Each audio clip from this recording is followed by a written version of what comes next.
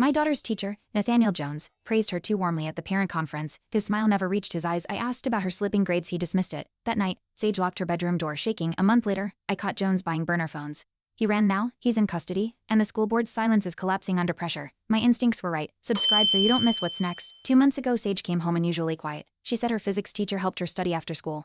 I noticed bruises on her wrists. She blamed volleyball. At dinner, she barely touched her plate, eyes darting when I asked about Mr. Jones. I called the school principal. Walker said she was excelling, that I shouldn't worry. That night, she cried in the shower. Thinking I couldn't hear something wasn't right. I just didn't know it yet. Sage used to laugh when we watched old crime shows, then she stopped watching. One night, I found her deleting texts and flinching when her phone buzzed. She said it was just school stress.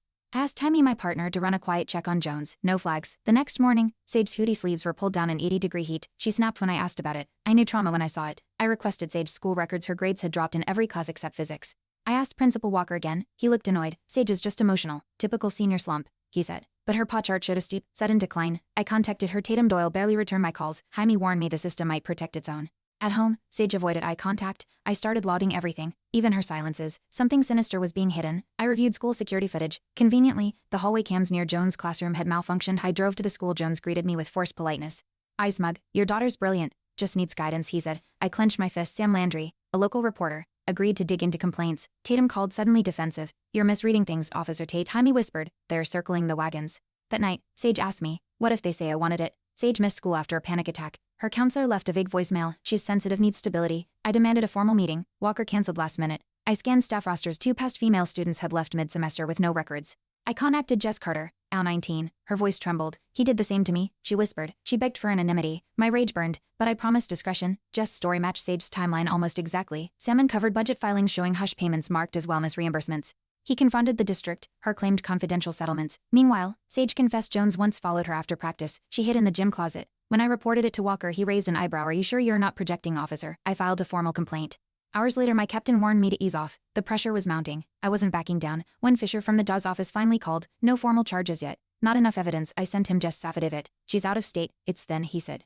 I snapped. "How many girls make the same thing up?" He went quiet. Jaime flagged a sudden $8 deposit into Jones' account. School vendor listed as Tech Ed Solutions. That name traced to a PO box. I felt the wall closing in, but not on me. I was getting closer. I confronted Jones in the parking lot, badge in hand. "You've got a habit of mentoring traumatized girls." "How?" I said. He smirked. "Careful, officer. False accusations can ruin careers." I lunged, but Jaime grabbed my shoulder. "Not here." Jones walked off like nothing mattered. That night, Sage slept with the light on. I sat at the kitchen table until sunrise. Every word he said burned into me. I wouldn't let him win. We went public. Sam's article hit the front page. Pattern of abuse at Lincoln High. Within hours, school pre-denied everything. A parent group dismissed it as misguided outrage. Sage's classmates whispered. Some even mocked. She begged me to pull the article. "I didn't ask for this," she cried. I held her, my voice steady. "You didn't deserve this either." The backlash was brutal. I feared I'd failed her until she stood beside me. Her summoned me. Tatum claimed I breached protocol and was emotionally compromised. I presented the timeline, financials, Jess' affidavit. She skimmed them. "Unsubstantiated hearsay," she said flatly. I demanded a full investigation. "It's already resolved internally," she replied. My hands shook. I left, heart racing. Later that night, Sage handed me a notebook. He made me write down everything I did wrong after each session. Every page screamed control. That was our proof. Blue Morales from Financial Crimes flagged Tech Ed Solutions fake LX. Tied to Jones' cousin, the funds flowed in right after Jess left school. We traced 3 more victims. One refused to talk. Another cried when she saw Sage's photo. Still, the DAW stalled. "Too circumstantial," Lohan said. I slammed the table. "What will it take?" A dead girl. A silence. Sam published every shred. The comments poured in. People were finally listening. The tide was turning. At a school board meeting, I spoke last. "Your silence protected a predator," I said into the mic. Med Thompson avoided my eyes. I held up Sage's notebook. "This is her truth." Karen's gasped as I read. Sage stood behind me, trembling but proud. Cameras flashed. Tatum left early. Walker didn't show. That night, Sage whispered, "I'm not ashamed anymore." I gripped her hand. Whatever came next, we'd face it head on. Together, 2 days after the board meeting, Sage received a suspension notice. "Disrupting school harmony." It read. I exploded. Called Walker. Voicemail. Tatum claimed it was a district decision. Sam dug deeper. The superintendent's niece once dated Jones. Conflict of interest. Flo found that Tech Ed had received school tech contracts. I filed a corruption report. The next morning, our front window was smashed. No note, just glass, rage, and a silence that dared us to quit. Sage wasn't the only one targeted post-article. Jess got a letter threatening a defamation lawsuit. Another former student's social media was flooded with fake accusations. Jaime intercepted chatter on a burner number registered in Walker's assistant's name. Sam pushed it public. The assistant resigned. The superintendent called me directly. "Drop the crusade. You're ruining careers." I recorded every word, sent it to Owen. That night, Sage asked if we were safe. I hesitated. Blue traced Tech Ed's PO box to a suburban strip mall empty unit. Surveillance showed Jones visiting late at night. We raided it inside. We found files, burner phones, cash, and dozens of student records marked resolved. One folder had Sage's name and a rating system. I nearly lost it. Jaime held me back. "They planned this," I muttered. That evidence forced the DAW's hand. A grand jury was finally convened. We weren't done yet. Just before the grand jury hearing, Sage got an anonymous package. Inside it, us been a note: you talk, she dies. The footage showed Jones confronting Jess outside a bar last year. Jess confirmed it. I secured the drive, furious. Someone wanted to silence us. We filed a protective order. The judge expedited it. Sage trembled but nodded. Let's end this. Her strength was fire. I realized we weren't just surviving, we were fighting back. Walker resigned. His statement: unrelated health reasons. Days later, Jones tried to flee. Caught at a gas station, 2 towns over with $5,000 in cash and 3 burner phones. His lawyer claimed unjust harassment. The press swarmed. Sage watched the arrest from our car. She didn't cry, she stared. He looked scared, she said good. Her voice didn't shake. I reached for her hand. For the first time, she didn't pull away. During pre-trial prep, the defense tried discrediting Sage's notebook, claimed it was fictional. But Sam released excerpts online. Survivors began to comment. He made me write the same lines. Dozens, some anonymous, some brave enough to name him. It shifted everything. The DA's tone changed. When called, we're ready to charge him 7 counts. Sage wept, not from fear but relief. For once, the system listened. I whispered, you did this, and she believed me. The school board quietly settled with 2 victims. Their public statement: we remain committed to student safety, a lie. Med Thompson was replaced. Sam got leaked emails. Jones had been warned, not investigated. One email said, too messy to pursue. I read it aloud on air. The community rallied. Donations poured into a new survivor fund. Sage started therapy. Her smile returned slowly. She no longer flinched when the doorbell rang. Healing had begun. A whistleblower came forward. Custodian Greg Malley. I saw girls crying in Jones' room. He told Sam. Principal told me to keep my mouth shut. His affidavit, dated 2 years back, had vanished from her logs. Tatum denied knowing him. Blue confirmed Greg's. It matched a redacted report in a closed file. Sam published it. The district scrambled. Greg's voice echoed in every comment. I should have spoken up sooner. Sage said, but now you did. Sam received a cease and desist letter, accusations of defamation and emotional distress. But the sender wasn't Jones's lawyer, it came from the school's legal counsel. Sam laughed. They're panicking. Owen now firmly on our side. Leaked grand jury witness names: 7 total. Jess was 1. Sage agreed to testify. I asked if she was sure. She nodded. I want him to hear me. Her voice carried more force than any badge. This wasn't just justice, it was reckoning. The day Sage testified. The courthouse felt colder than usual. She clutched the notebook, breath shallow. I wasn't allowed in the room. I waited outside, heart pounding. After an hour she emerged, tears streaking but head high. I told them everything, she said. Sam filmed her statement.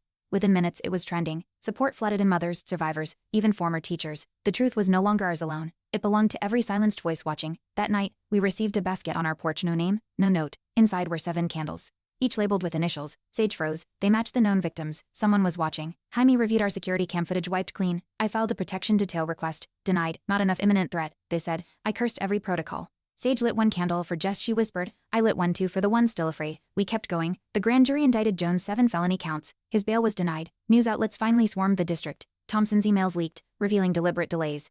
Backdated reports. Her scrambled to delete files. Sam had backups. Meanwhile, Jess broke her silence on record. I was 15. He said I was special. Her voice cracked but didn't break. Blue confirmed financial ties to 2 more fake LCS. We weren't done. Every truth revealed was 1 brick pulled from their fortress. Tatum Doyle resigned. Her farewell email said she deeply regretted missed signs. She hired legal counsel. Sam exposed her role in 2 settlements. Blue confirmed she approved all payments from a discretionary fund. Sage asked, will they all walk? I shook my head.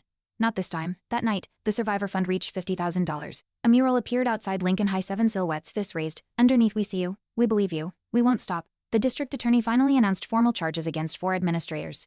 Negligence, tampering, conspiracy. 1 tried to flee, caught at the airport. Sam's headlines grew louder. Jaime's quiet support never wavered. At therapy, Sage spoke without breaking eye contact. Her counselor said, she's reclaiming power. Every day, she asked fewer questions and made more statements. He's guilty, they failed us, I'm not broken. Each word sharpened into armor. Her voice wasn't trembling, it was steady steel. Sage was invited to speak at a survivor advocacy panel. She hesitated, then said yes. The auditorium was packed. She walked to the mic.